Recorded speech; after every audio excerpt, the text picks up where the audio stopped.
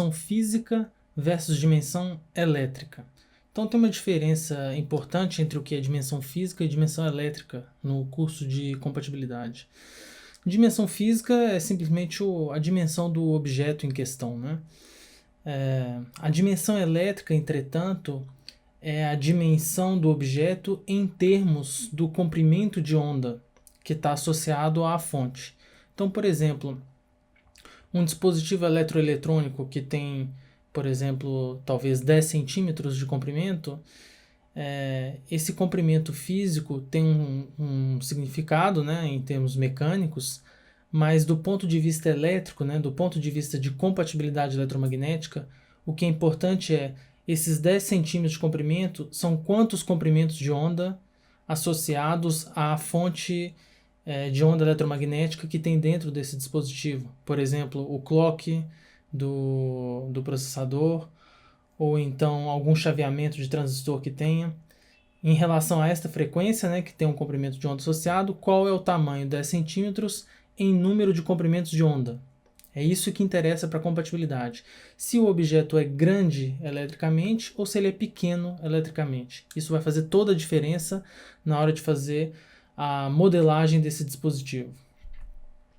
Aí que entra então as teorias para fazer o modelamento, né, ou a modelagem, que tem a teoria completa de eletromagnetismo, né, que é dada pelas equações de Maxwell, e tem a teoria de circuitos elétricos, que nada mais é que uma simplificação das equações de Maxwell, né, sob determinadas hipóteses.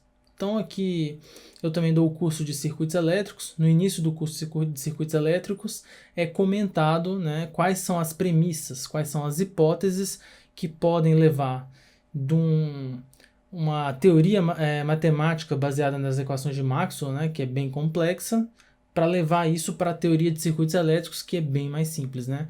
Basicamente, as equações de Maxwell são equações diferenciais parciais. Então, elas têm uma descrição ao longo das dimensões espaciais e são funções do tempo também, né? Então, tem variação nos 3 eixos, né? X, Y, Z, e variação no tempo. E aí, as equações vão descrever como é que essas variações se comportam. Já a teoria de circuitos não tem essa descrição espacial, então são 3 dimensões a menos, né? Não se descreve nos eixos X, Y e Z, mas sim o problema é visto como uma rede, né? Então os elementos são se chama elementos condensados, né? Os parâmetros são condensados, vou falar aqui daqui a pouco. É diferente das equações de Maxwell. Então a teoria de circuitos é muito mais simples, ela tem uma descrição da variação no tempo, né, de correntes e tensões, e não tem variação de campos elétricos e magnéticos ao longo do espaço. Então uma grande simplificação na hora de fazer o modelamento. O que permite modelar com teoria de circuitos elétricos e poder deixar de lado, né, digamos assim, as equações de Maxwell? É justamente a dimensão elétrica, né? Então vamos seguir e falar então, que eu já acabei adiantando já, né, que são os parâmetros distribuídos e parâmetros concentrados. Parâmetros distribuídos, né, distribuídos aonde? Distribuídos no espaço. Então, um resistor visto através das equações de Maxwell, que é a teoria completa do eletromagnetismo, né, o resistor ele ocupa um volume no espaço, né? Isso a gente sabe, né, é bem intuitivo, né? O resistor ele ocupa um certo volume no espaço. E aí as propriedades dele vão variando ao longo do espaço, né? À medida que você vai percorrendo o resistor, você vai tendo lá uma queda de tensão, né, ao longo desse espaço. Então, por exemplo, uma barra de um condutor ou uma barra de um material resistivo, ela vai ter uma resistência distribuída ao longo desse corpo, né, do corpo que representa o resistor. E a mesma coisa para o indutor, capacitor, ou objetos metálicos com formas complexas, né? Então, essa dimensão física ela conta na hora de calcular campos eletromagnéticos, né? Parâmetro concentrado é uma grande simplificação. Parâmetro concentrado seria pegar aquela barra de condutor ou barra resistiva que ocupa, por exemplo, 10 centímetros ou 1 metro e supor que toda aquela resistência está concentrada em um único ponto, que não ocupa mais espaço, mas está concentrado em um único ponto, e este ponto tem 2 terminais, um terminal de entrada e um terminal de saída, né? Ou o terminal positivo e o terminal negativo. E aí, em visto dos terminais, existe uma resistência R. Então é uma grande simplificação porque não existe descrição espacial de grandezas eletromagnéticas. Então essa é a grande diferença entre parâmetros distribuídos e parâmetros concentrados. Quando que se deve olhar para um elemento, né, e poder concentrar todo o parâmetro dele em um único ponto, é baseado na dimensão elétrica, né? Então tá aqui um desenho, né? Tá aqui o parâmetro concentrado dentro dessa caixinha. Ele vai ter o terminal A e o terminal B. Poderia ser terminal mais e menos, né? Mas pode ser o terminal A e o terminal B. Tem a corrente que entra pelo terminal, a corrente que sai pelo terminal. No parâmetro concentrado, né? A corrente I1 é igual a I2. Então o I2 tem um pequeno atraso, né? Em relação ao I1. O atraso é dado por L, que é o comprimento do... Então aqui está a grandeza L, né? A corrente I2, ela está, na realidade, atrasada de L sobre Ni, que é a letra grega que está aqui, né? Seria a velocidade da onda. Se o objeto ele é muito pequeno em relação à velocidade de onda, né? Que está associada diretamente à frequência. Se ele é muito pequeno, então este termo aqui ele é muito pequeno, significa que essa distância que está aqui indicada pelas setas, essa distância é muito pequena. Então pode-se considerar que I1 é igual a I2. Né? Então nessa condição, então pode-se considerar um parâmetro concentrado, porque este atraso aqui é muito pequeno. Entretanto, se L sobre a velocidade de onda for um valor significativo, então vai haver um atraso. Então existe uma distribuição da corrente ao longo do equipamento, né, ao longo do objeto. Então seria um parâmetro distribuído. Seja então a seguinte corrente, olha, então I a corrente, né, função do tempo e da dimensão Z. Z é uma dimensão espacial qualquer. Por exemplo, aqui eu vou colocar um eixo Z. Esse eixo Z tem um valor que ele é 0 e aqui para cá ele vai assumindo valores positivos, né? Então vai ser a corrente em função tanto do tempo quanto da dimensão espacial. Ela tem um valor de amplitude e 0, e aí ela tem uma variação cossenoidal, né? Variação senoidal representada pela função cosseno, cosseno de ômega t, então tem uma dependência do tempo, menos beta z, então tem uma dependência do espaço também. Quando z é igual a lambda, a fase é 2π, né? Porque se você substituir a z é igual a lambda, né? Beta é 2π sobre lambda. Então daria 2π. Fazer 2π ficaria aqui, então reescrevendo a expressão, né? Fica 2π z sobre lambda. Quando z é igual a lambda, essa razão aqui dá 1. Então a fase dá 2π.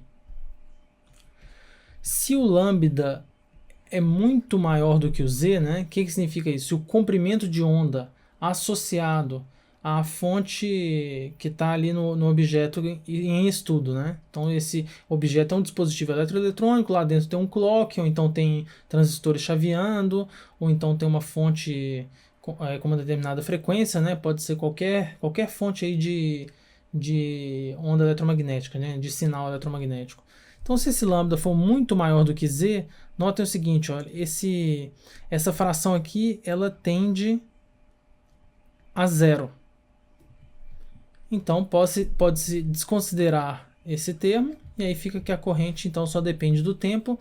Essa expressão aqui é uma expressão clássica, né, da corrente no regime permanente senoidal em circuitos elétricos, né? Então tá aqui a corrente, né, ela só depende, ela tem uma amplitude e tem uma dependência do tempo. O parâmetro então z sobre lambda é a distância elétrica, que é muito mais importante que apenas o z, né? Z sobre lambda é a distância elétrica. Pego o z. Então o objeto, por exemplo, ocuparia um certo tamanho aqui, né, no eixo. Então, por exemplo, sei lá, um Z0, né? Então nesse espaço aqui, né, de 0 a Z0, nesse espaço aqui, se ele for muito menor do que lambda, não há necessidade de considerar o tempo de propagação, né? A questão do parâmetro distribuído. Pode concentrá-lo em um único ponto. E aí a expressão de corrente fica simplificada. A solução, vamos copiar aqui a solução. I0 cosseno de ômega t menos beta z, né? Que é a mesma coisa também de I0 cosseno de ômega t menos 2π z sobre lambda. Então agora vamos fazer uma análise substituindo alguns valores do tempo, né? Então substituindo t igual a zero, notem que é i de t, vírgula z, né? É uma função de duas variáveis, a primeira variável é o tempo, a segunda variável é o espaço. Então no eixo y aqui foi substituído o valor t igual a zero, né? Então tá aqui, o que significa? Eu vou zerar esse termo aqui, vai dar I0 cosseno de menos beta sobre z, né? Então a função cosseno está aqui, à medida que o z avança, né? Então dá uma função cosseno aqui, ó. Certo? Estou desenhando aqui por cima do cosseno, tá? E agora, vou substituir um t igual a 1 qualquer aqui, um valor arbitrário aqui, t igual a 1. Então, passou t1, né? Vou substituir, por exemplo, t1 aqui, ele faz um deslocamento dessa curva. É a mesma curva de antes deslocada, né? Então, deslocada aqui para a direita. Então, tá aqui, a função está deslocada. À medida que o t vai avançando, ela vai se deslocando cada vez mais para a direita. O que isso significa, então? Significa que essa expressão aqui de corrente original, ela é uma onda senoidal se propagando para a direita no espaço, tá? Então, ela se propaga para a direita no espaço. Aqui tem alguns valores de frequência e comprimentos de onda associados, né?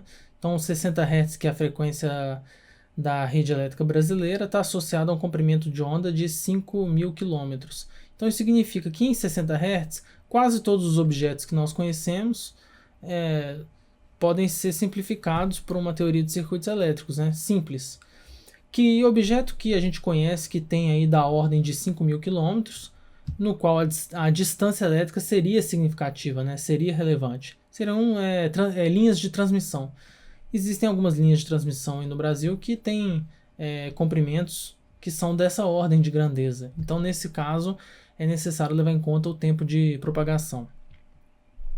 Aqui, olha, tem, por exemplo, aqui 30 kHz, né? Seria uma frequência 30 kHz ou 300 kHz, frequências típicas aí de chaveamento de fontes chaveadas, né?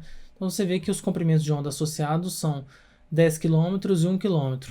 Obviamente as fontes chaveadas não têm 1 km de comprimento, né? Elas são pequenas, né? Tem em torno aí de 10 centímetros, né? Dessa ordem. Então você vê que faz todo sentido fazer aproximações para a teoria de circuitos elétricos, né? Parâmetros concentrados. No momento em que tem, por exemplo, aqui, olha, 3 GHz é um valor típico de clock de computador.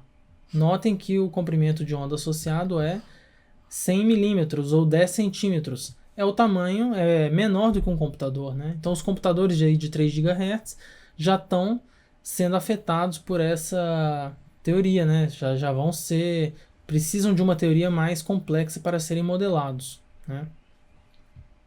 Aqui tem os valores maiores, você vê 1 milímetro, 300 GHz, 1 milímetro.